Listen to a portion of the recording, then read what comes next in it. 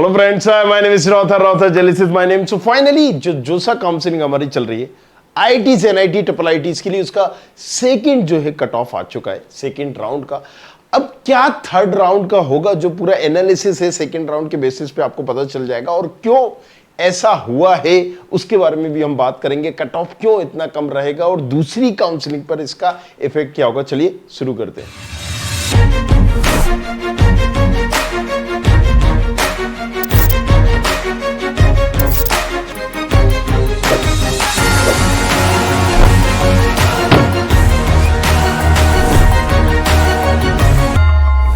सो अगर हम बात करें, हमें इंडिया के टॉप जो कॉलेजेस चाहिए होते हैं, IITs, NITs, triple ITs, right. So हम कहीं ना कहीं जोसा काउंसलिंग करते हैं, राइट। और जोसा काउंसलिंग का अगर हम ट्रेंड देखें, राइट, इस बार का 2023 से कंपेयर करें तो 2024 का, आप अगर मान लीजिए एनआईटी त्रिची, कुछ एग्जांपल के लिए मैंने 2-3 एनआईटी लिए। एनआईटी त्रिची जैसे सिविल इंजीनियरिंग का पिछले साल जो 20,000 था, लगभग 19,500, इस बार 16,000 पर क्लोज हो गया है सेकेंड राउंड में, जबकि इस बार राउंड कम भी हो रहे हैं, राइट। पिछले 7 हुआ करते थे, फिर 6, अब 5 हो रहे हैं। सो मैकेनिकल का अगर हम बात करें तो 10,000 पे जो क्लोज हो जाती थी, इस बार राउंड 2 पर, ये भी राउंड 2 का ही है, राइट। तो राउंड 2 पर 8,600 पर क्लोज हो गई है। सीएच जैसी ब्रांच जो 1200 पर क्लोज होती थी, 1100 पर। ईसी जैसी ब्रांच जो 38 पर, राइट, 3800 से 3200 पर आ गई। Why is it, right. So पहले तो ये, अगर हम और भी दूसरे एनआईटी की बात करें, राइट, नागपुर की बात करें, तो यहां पर भी हम देख रहे हैं कि सिविल 35,000 में हुआ था, यहां पर 34,000 पर क्लोज हो गया है। मैकेनिकल ब्रांच 22,000 पर जो क्लोज हुई थी, 21,000 पर। तो देखिए 2-3 पैरामीटर्स आपको ध्यान में रखने होंगे। एक तो होता है कि, राइट, जिस स्टेट का वो एनआईटी है, क्योंकि 50% यहां पर रिजर्वेशन कोटा होता है उस स्टेट का, तो कितने लोगों ने अप्लाई किया है इस साल वहां जेई में या जेई एडवांस में, राइट। दूसरा पैरामीटर्स आपको ध्यान में देना होगा कि मैं कई बार बोलता हूं कि कौन सी काउंसलिंग पहले आ रही है बाद में आ रही है, इसका बहुत ज्यादा इंपैक्ट पड़ता है। मान लीजिए आप मध्य प्रदेश से हैं, राइट, आप मध्य प्रदेश से या यूपी से। अगर आप एमपी से हैं तो एमपीडीटी काउंसलिंग अटेंड करेंगे, या यूपी से हैं यूपीएसडब्ल्यू काउंसलिंग अटेंड करेंगे। कहां के लिए? तमाम यूपी के कॉलेजेस के लिए, आईटी के, एनआईटी बुंदेलखंड, अजय कुमार गर्ग, जेएसएस, गलगुटी, आईएमएस, जीएल बजाज, सारे कॉलेजेस के लिए। एमपी से हो SGSIT, DABB, JEC, Bundelkhand, sorry RGPB, MITS, तमाम टॉप कॉलेजेस के लिए आप एमपीडीटी काउंसलिंग करोगे।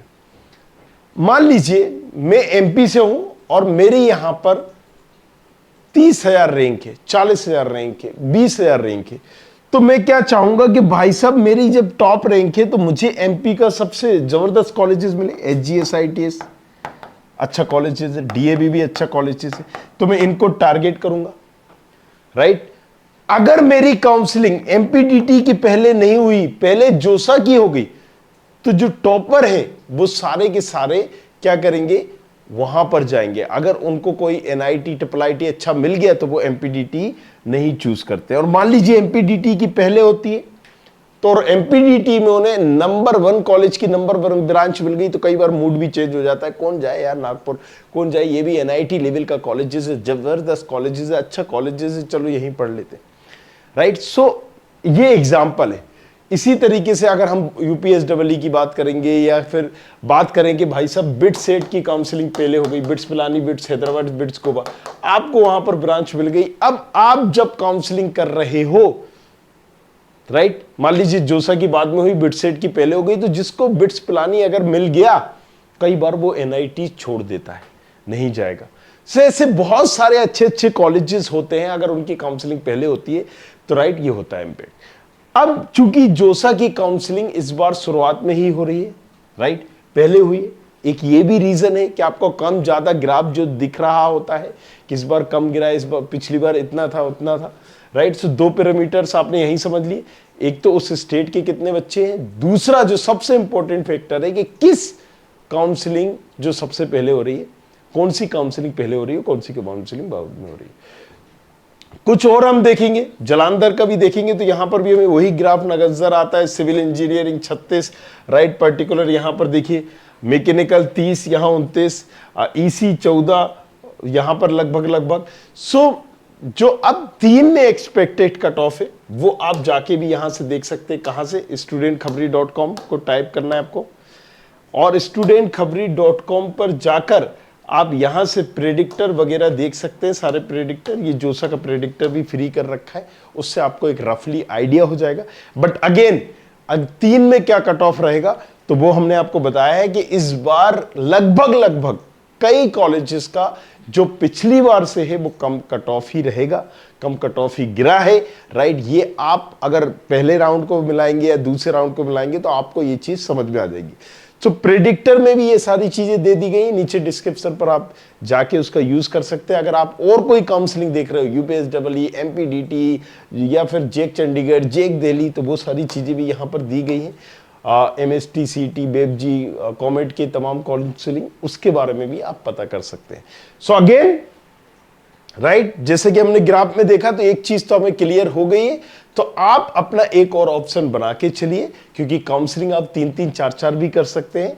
सो एक काउंसलिंग आप जो सा कर रहे हैं दैट्स ओके फाइन, एक और काउंसलिंग का आपको ऑप्शन रखना चाहिए, या तो किसी स्टेट काउंसलिंग का, मान लीजिए कॉमेट के है, एमएसटी, सीईटी है, या फिर बेबजी है, XYZ दूसरी स्टेट के भी, राइट, एमपीडीटी है, यूपीएसडब्ल्यू है, जेक चंडीगढ़ है, जेक दिल्ली है, या फिर यूनिवर्सिटीज लेवल होती है। जैसे कि अगर मान लीजिए बिट सेट दिया आपने, या कोई और दिया, किसी ने मणिपाल दिया, XYZ दिया, राइट। बाकी सारी चीजों के लिए बने रहिए हमारे साथ, देखते रहिए। कुछ पूछना है तो पूछिए अक्सर। Thank you very much, thanks a lot. I hope you like this video. For more such videos, keep watching our channel. And do not forget to like, share and subscribe.